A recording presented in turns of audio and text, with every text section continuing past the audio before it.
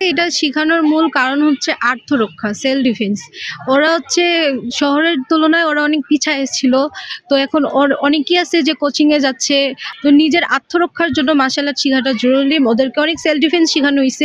শুধুমাত্র যে আত্মরক্ষা করলে যে নিজেকে বাঁচাতে পারবে এমনটা না, সে অপর ব্যক্তিকে, অপর কোনো মেয়ে যদি উত্তপ্ত শিকার হচ্ছে তাকেও সে প্রোটেক্ট করতে পারবে।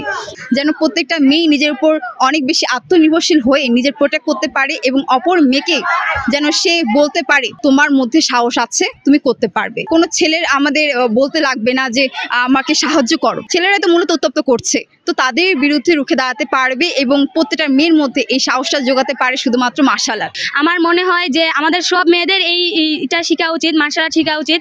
কারণ মার্শাল আর্ট অনেক ভালো একটা জিনিস। আমরা এটা শিখে নিজের সেলফ ডিফেন্স করতে পারবো।